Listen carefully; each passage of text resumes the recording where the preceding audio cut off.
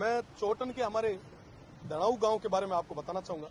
धनाऊ गांव के एक भगू सिंह हुआ करते थे। लगभग आज से 45 साल पहले जब भारत और पाकिस्तान की सीमा पर फेंसिंग नहीं थी तो वो खेत में काम करते करते उस पार चले गए।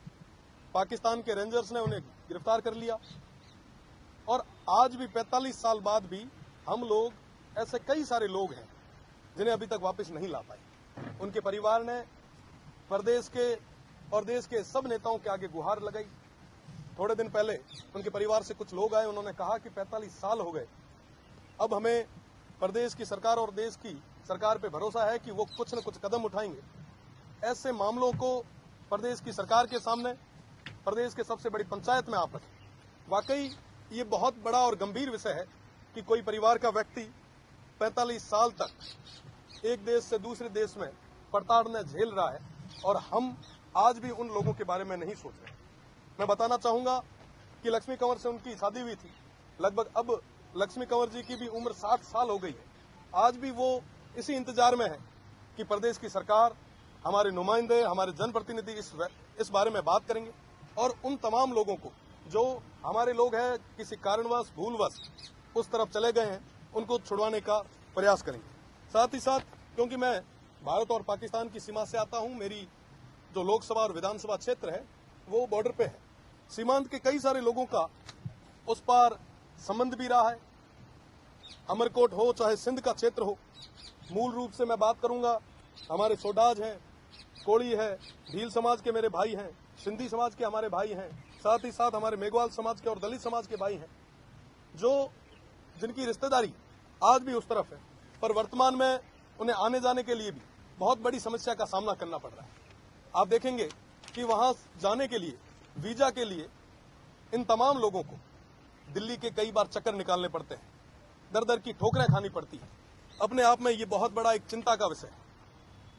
आजादी के समय पाकिस्तान में 16% हिंदू हुआ करते थे। आज वो संख्या, वो आंकड़ा घटते घटते 1% तक आ चुका है। आज 1% ही हिंदू जो है वो पाकिस्तान में रह गए। साथ ही साथ मैं गुजरात और राजस्थान के 4 लाख उन परिवारों की बात करूंगा जिनका संबंध रोटी और बेटी का उस पार है। आज के समय में जब उन्हें अपने किसी परिवार के व्यक्ति का रिश्ता भी करना होता है, शादी भी करनी होती है, बेटी की शादी भी करनी है, तो इस पार आके उन्हें करनी पड़ रही है। पुलवामा हमला जो हुआ हम सभी के लिए और इस देश के लिए एक बहुत बड़ी क्षति थी और उस दौर में हमारा जो मुनाबाव बॉर्डर था वो पूरे तरीके से बंद कर दिया गया। पुलवामा अटैक से पहले हमारे जो लोग थे वो थार एक्सप्रेस के माध्यम से, जो कि स्वर्गीय जसवंत सिंह जी ने शुरू की थी, 2006 से लेकर 2019 तक वो थार एक्सप्रेस चली और उस थार एक्सप्रेस में कई सारे लोग जो उस पार थे यहां आके अपने परिवार से जुड़े और साथ ही साथ कई सारे बिछड़े लोग मिले। कई सारे व्यक्ति ऐसे थे, कई सारे बुजुर्ग ऐसे थे जो पहली बार भारत आ सके। थार एक्सप्रेस की बदौलत पाकिस्तान से कई सारी अस्थियां हिंदुस्तान आ पाई, उन्हें हरिद्वार नसीब हो पाया। पर पुलवामा अटैक के बाद में थार एक्सप्रेस पूरे तरीके से बंद हो गई। अटारी और बाघा बॉर्डर खोल दिया गया। वर्तमान में सबसे ज्यादा पाक विस्थापित जो है वो बाड़मेर और जैसलमेर में है। आज उन्हें अटारी से होके उस ओर जाना पड़ रहा है। मेरा निवेदन प्रदेश की सरकार से और केंद्र की सरकार से है कि अटारी के तर्ज पर मुनाबाव बॉर्डर खोला जाए ताकि जो ये पाक विस्थापित है, जो आज भी उस ओर यातनाएं झेल रहे हैं, उन्हें आने जाने में कोई समस्या नहीं है। देखिए, जो पश्चिमी राजस्थान का बॉर्डर है वो सबसे शांत बॉर्डर है, कोई भी अवांछित घटना यहां नहीं हुई।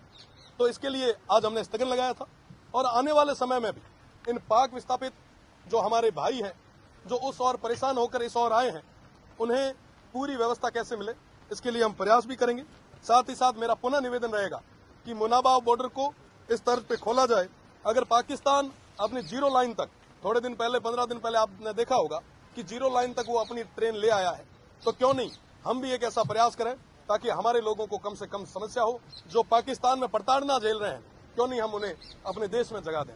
बहुत बहुत धन्यवाद। उस पश्चिमी राजस्थान का सबसे एक जो गंभीर और संवेदनशील मसला जो है वो मैं आज आप सभी के माध्यम से आगे तक रखना चाहूंगा। इस मसले पे हमने आज स्थगन भी लगाया था और कई सारे ऐसे परिवार हैं जो इन सब चीजों की वजह से परेशान भी हो रहे हैं या प्रताड़ना भी उनको झेलनी